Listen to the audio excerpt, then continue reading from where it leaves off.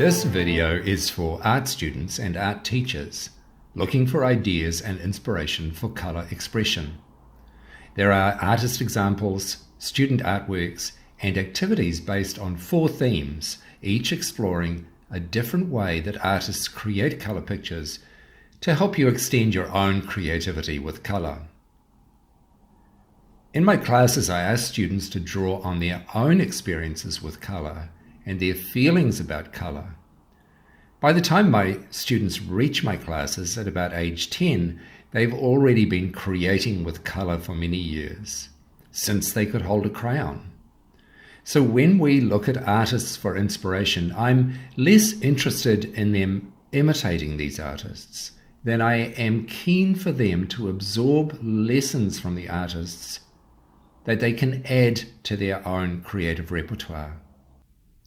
Maybe copying the artist's techniques to understand how the artist creates their work, but then move on, interpret it, adapt it, make it their own. Therefore, I also tend to introduce several artists at a time so that students can find 1 or 2 that suit their mood or their ideas at the time. I've divided this color inspo video into 4 broad themes based on 4 picture-making methods, and I've included several artists and student examples in each thematic section. The 4 themes are building color contrasts through additive methods. Secondly, a Nōtan approach that seeks balance and harmony by controlling the light and dark structures first. Third, stream of consciousness, color expression that is intuitive, almost spontaneous. And fourth, what I would call the Colour Fugue. This approach involves experimental layering and interweaving of repeated forms. I am sure many people recognize the distinctive drawings and sculptures of colorful shacks by African American artist Beverly Buchanan. But what about these dour-looking assemblages? Well, yes, they are by the same artist. They are some of her earliest works, made in the 1970s, and surprisingly, these assemblages of clusters and stacks of cement blocks give us the clue to understanding her sense of color composition. Beverly cast each slab or block in cement using old bricks and milk cartons as forms, and then assembled them in different arrangements. Perhaps we can imagine her lifting up one cement block at a time, placing it on the floor, placing another near it with a space between the two for a third piece, and then she leans a slab against one of the blocks and steps back to see if it is just so. Then another arrangement. This time the cement blocks are piled on top of each other. Now let's compare these methods with her colourful drawings and sculptures of shacks. See how she does the same with their colours. First this colour, then a contrasting colour near it, then another in between or layered on top. She builds with colour in an additive way. By making colour compositions this way, every colour you add suggests new possibilities. You decide your colours step by step as you go, all the while experimenting, improvising. We can see a similar additive building process in the paintings of an earlier African American artist, Alma Woodsy Thomas, from Washington, D.C. First, she paints a coloured ground, a colour or blend of colours that you can see under the top layers of paint. Then she carefully places patches of colour, one brushstroke at a time, so that there are spaces between each, allowing us to see tiny colour contrasts across the whole surface of the painting. Thomas was interested in the colours of nature, and especially in the variety of light effects she observed in her garden during sunny or windy and springtime conditions. Her titles speak of her interest in nature, but they also tell us she was inspired by music. Because her colours are added one brushstroke at a time, and kept separate from each other, her patches of colour are almost like notes or chords and phrases in a piece of music.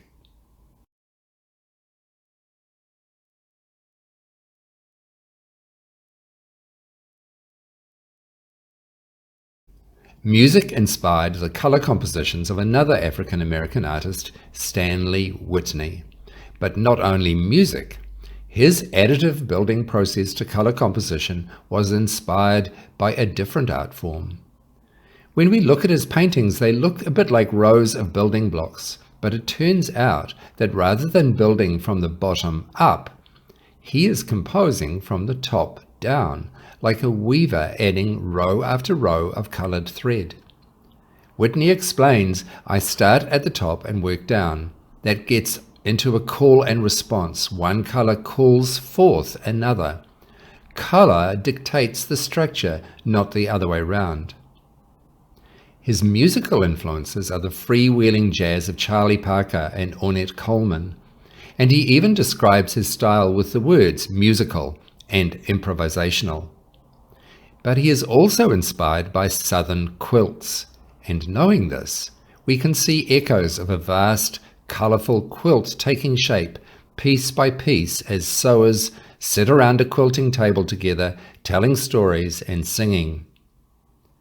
Notice too how he layers his colours over each other, but in a loose way, so that we can see the layers underneath.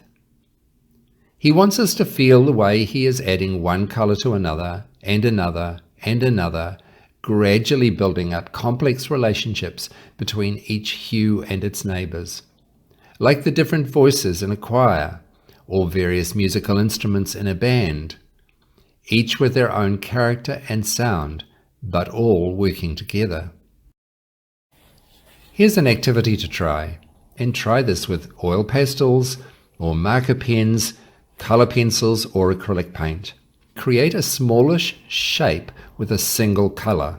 Add a second colour as a layer over the top of the first colour and let the first layer show through a bit. Choose a new colour and add a new colour shape next to the first shape. Work intuitively. Remember what Whitney said. What colour and shape does your first shape call forth from your imagination? Continue by gradually adding shapes and layers until you feel your colour composition is finished. My second method for colour improvisation focuses on creating balance and harmony. This method borrows from the Japanese concept called Nōtan, which is a term used to describe the play of light and dark in art. In this approach, artists focus on balancing light and dark shapes to create a visually harmonious composition before thinking about questions of colour. In my classes, we use simple Nōtan paper cut activities to learn and practice this balancing act. And we also analyze the light-dark compositional structure of post-impressionist paintings so that we can apply these lessons in preparatory sketching activities. Even though this idea of planning light and dark values first may seem counterintuitive when I'm talking about color improvisation, this method, rather than limiting color expression, can in fact enable greater freedom with colors, because the balance of the underlying light-dark structure can give you confidence that the picture will feel unified in the end. We can sense that some of Helen Frankenthaler's color-field abstract expressionist paintings are influenced by this approach when we look at how she has distributed her light and dark values. This is easier to see when we create a high-contrast black and white copy of a painting. Notice the symmetry. Notice how some shapes are repeated as mirror images of each other, and how there is a relatively equal proportion of light and dark areas. Frankenthaler also sometimes creates a dark-toned arch or frame within the picture, and this creates a stabilizing force that contains or holds together the more fluid-looking, paler colors. Similar effects of balance and symmetry can be seen in American artist Lee Krasner's abstract expressionism. The strong light and dark harmonies in her paintings and collages are often easy to identify because she uses a lot of black shapes counterbalanced by bold colors that are lighter in tonal value. And she often distributes her black or very dark shapes across the whole picture in similar sizes and shapes to the lighter colored shapes. In this way, each black shape seems to have its balancing color companion.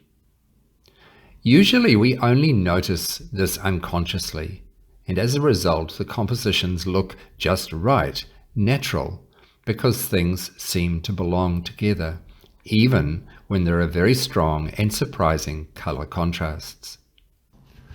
My third method or approach borrows from some early 20th century experiments. Artists began exploring whether there could be art expression without following the usual rules of planning a picture with preparatory sketches and drawing. Surrealist artists coined the term automatic drawing for art that they felt was entirely spontaneous and unfiltered by conscious thought or artistic rules. They believed automatic drawing helped them access new and unexpected creative insights. One of the surrealist artists who focused on spontaneous creativity was the British painter and poet Ethel Colquhoun. For her, automatic drawing techniques were a powerful and liberating art tool. One of the methods she introduced to the art world was decolcomania. You'll recognize this even if you didn't know the name decolcomania or the artist Ethel Colquhoun. Decolcomania is where you apply paint to one surface and then place another sheet of paper or card on top and press the two together to create shapes and textures in the wet paint as they are carefully peeled apart. A second method, passemage or powdering, was developed by Colquhoun to provide another process for discovering images by accident. Powdered charcoal or chalk is lightly sprinkled over a bowl of water, and then the paper or the canvas is laid briefly on top, and after gently lifting the paper or canvas off the water surface, the artist further develops the forms suggested in the accidental powder stains and patterns that have stuck to the paper or canvas. A third method that students may like to try that was also used by Colquhoun is called superautomatism. This automatic drawing technique was developed by the Romanian surrealist Dolfi Trost and involves drawing at random to reveal images buried in the unconscious. In Colquhoun's drawings we see she has either used repeated angular gestures or repeated rhythmic gestures with curves and arabesques.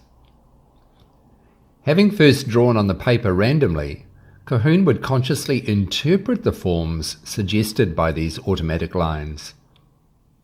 She would strengthen some and add shading to suggest three-dimensional forms. Try this activity. Choose one of the automatic drawing methods mentioned here that you have never tried before, and make several artworks to find out what happens and discover whether the method is interesting to you.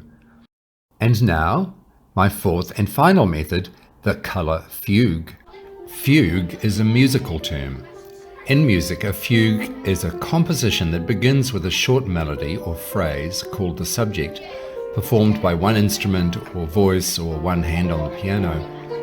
Then this subject is taken up by other voices or instruments and repeated over and over, with variations and related melodies overlaid and intertwined.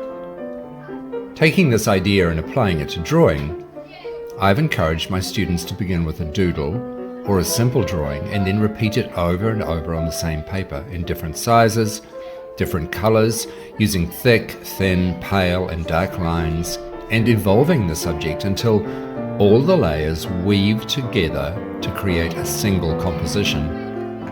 Most recently with my 5th graders we started with a simple doodle and developed a colour fugue to see what would happen, to discover where the process led.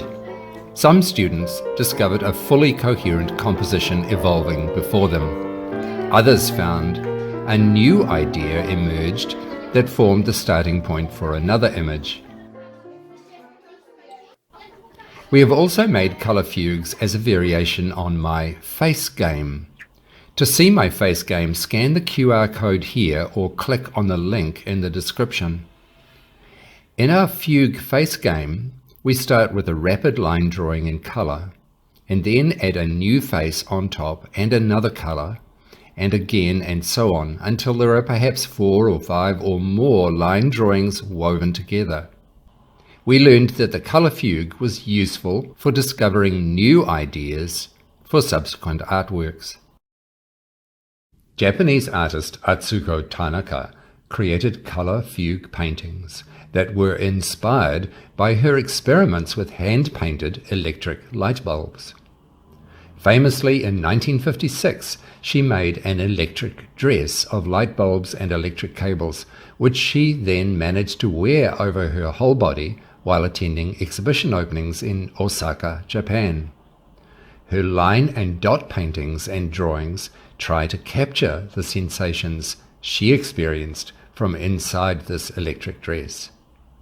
My students have loved following her example with their own line and dot fugue drawings and paintings. The paintings and collages of Brazilian artist Beatriz Milhazes are also good examples of fugue-like layering inspired by Brazilian cultural imagery and Western modernist artists such as Henri Matisse and Piet Mondrian. The layering in her paintings is quite literal and intriguing. First, she paints a vibrantly coloured abstract design onto a transparent sheet of plastic. Next, she sticks the painted side of this sheet to the canvas and then peels off the plastic, which leaves the layer of paint stuck to the canvas. Sometimes the opportunity for creating a colour fugue comes from the subject itself. Looking at these oil paintings of glass tumblers by American artist Janet Fish, we can sense how she has enjoyed repeating, layering, and weaving together the looping shapes formed by the rims of the glasses, the liquids, the painted designs on some of the tumblers, and the reflections in the shiny surface she has placed them on. All these intertwining loops and layers create a visual fugue. American artist Jasper Johns also found possibilities for visual fugues in ordinary subjects, and students love playing what I call the Jasper Johns game with the letters of their name or series of numbers. You can scan the QR code here or click on the link in the description to see my Jasper Johns game.